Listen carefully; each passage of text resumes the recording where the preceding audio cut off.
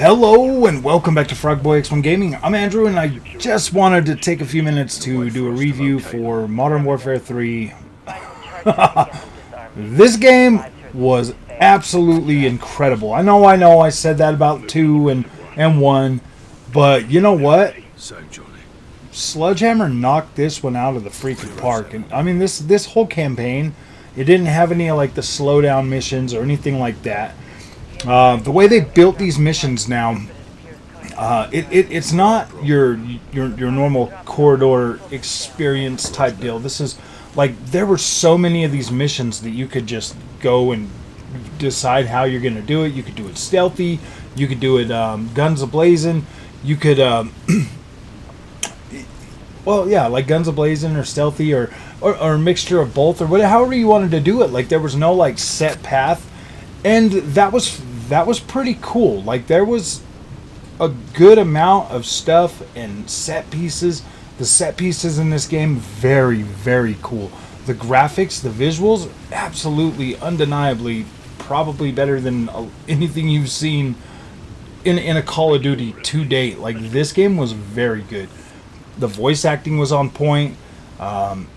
This was good. This was a very cool campaign for Call of Duty. And the end of it, man, I was like, wow, man, really? I mean, you're going to have to see that just so that you know, but oh my gosh, man, I can't believe the double bang that this game went out with.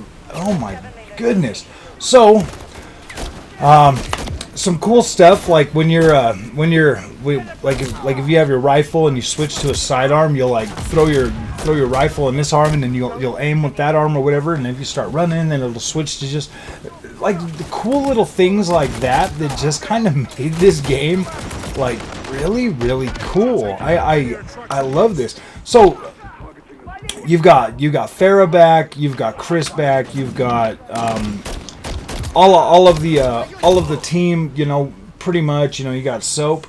And is what'll happen is like you'll go to like each mission and it'll be like a different operator. You know, you'll be playing as one of the other people. You're not the same person throughout, you know, half the game or some of the game. The way the game starts off, oh my gosh, man, that was really cool.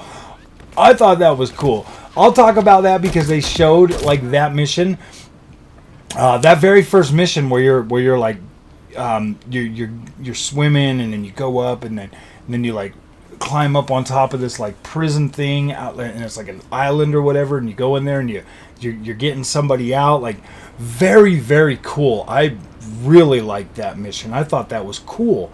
And every set piece that follows after that, equally as cool. I mean, there was maybe one or so that was like not as cool as that, but like when you get out there and you start looking at like some of these vistas and some of these like, oh my gosh, this game was absolutely beautiful. Like the snow area, you got like this green grassy mountain range type place that you're at. There's just so much that's cool about this game, and I like this.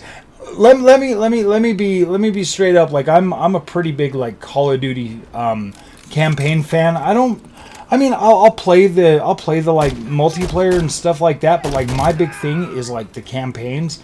And for as long as I can remember, like Infinity Ward has always been my favorite.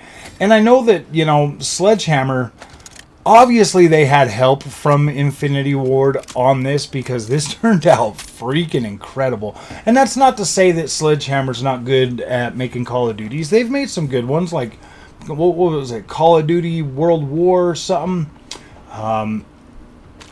Didn't they make... No, I think Sledgehammer's the one that made Vanguard. That one was like not very good. Not very good. That was like a kind of like a low point for them as a team. But the way they put this together and the way that you can play all these different characters and the story beats just keep going. I mean, it is definitely your Call of Duty experience, but this time they just kind of opened it up a little more. It just felt more, not necessarily fresh, but it felt more in line with like like a really high quality interactive movie. I'm not gonna say interactive movie because there are cutscenes in it, obviously, and they're like really incredible. I don't know. This was a freaking absolute banger. 100%. I enjoyed the whole playthrough. I sat right here, played through the whole game from work. I would say I started about 4 o'clock. It's 9 o'clock now, so I would say a good 5 hours. I would say a good solid 5 hours for this campaign, and I think that's pretty much what 2 was. I think Modern Warfare 1 actually took the longest. I think that was the longest campaign that I played through. So in these missions, though, I want to tell you this. Like in these missions, you'll have all kinds of different weapons that you can unlock. Like you can go around and you'll find cases and you'll be able to unlock these weapons. And there's like a little thing that tracks like your progress or whatever for everything that you find. So as what happens is if you die during the mission and you've collected all this stuff, you'll be able to switch your loadout before going back into it. I thought that was a pretty cool touch. I really like that. Some of the, like the story beats in this game, obviously, you know Makarov's back in here.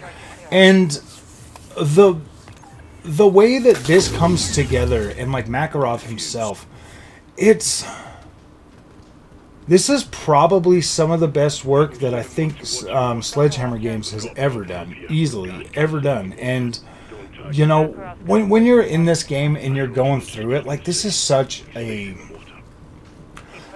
high quality Call of Duty experience that I was like, wow, man, this is absolutely incredible. And if this is what's topping off the whole, you know, Modern Warfare series, or if they're going to keep it going, they kind of made it so that like it potentially could maybe end right now, but you're definitely like there's definitely going to be a follow-up to this one. I feel like there's definitely going to be a follow-up to this one.